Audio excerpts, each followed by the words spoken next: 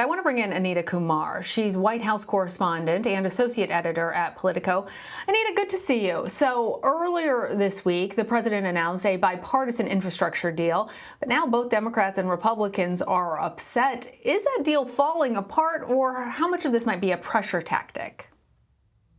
Well, it does seem like it's in doubt, and we just really don't know what the future is. We are seeing that the White House is sort of scrambling to try to keep this coalition together that they have. Important to note that they weren't sure that they had all the votes in the first place, but now the people, both the Democrats and the Republicans that were supportive of the bill or the package are saying that they're not sure that they are right now. You know, we're going to see in these next few days really what the White House does. We've seen that those that have been working on the negotiating have been calling offices and talking to people on Capitol Hill.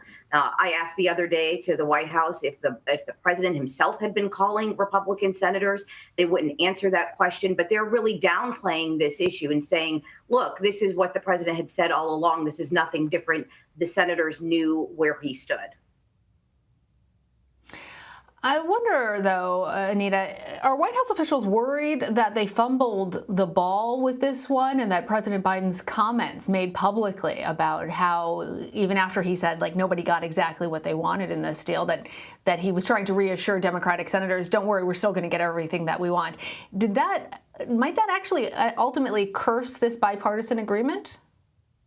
Yeah, I mean, it definitely might. We're just not sure how it's going to go yet. I mean, it's true that what the White House is saying is correct. The president has always said that he wanted both of these bills. He wanted, what we consider more traditional infrastructure, roads, bridges, things like that. And he wanted some of these other pieces. He's always supported that since day one. What he hadn't done before, and he hadn't done so forcefully, was tie these two together, saying essentially he was going to veto the bill that he just said he supported, right? This traditional infrastructure bill. We had not seen him say that in such stark terms. If you looked at what the White House said sort of after the president spoke, they didn't exactly walk it back. They did say that he's always wanted this, but they never really said, look, he would veto it. They said that he plans to sign both of these bills. So they've taken a little bit of a step back, and it's clear that they are worried about this because they are speaking to offices on Capitol Hill. They are speaking to lawmakers to try to, push this thing through and continue on with the negotiations and continue on with this infrastructure, this traditional infrastructure bill.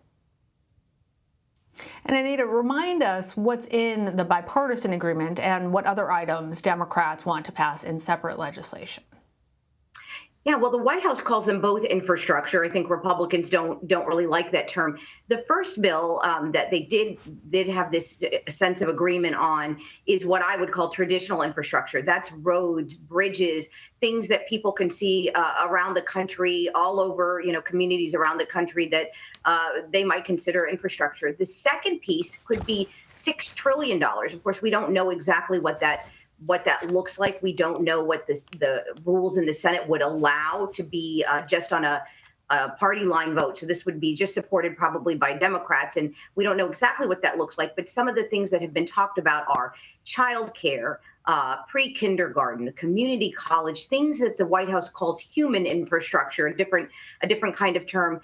It also includes a good amount to combat climate change, including what they call clean energy jobs. So these are things that Republicans may not support, or they don't consider infrastructure, or they don't think should be in this package at all.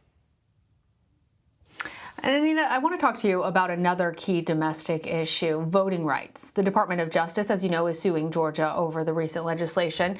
I'm going to play for our viewers first what Attorney General Merrick Garland said on Friday.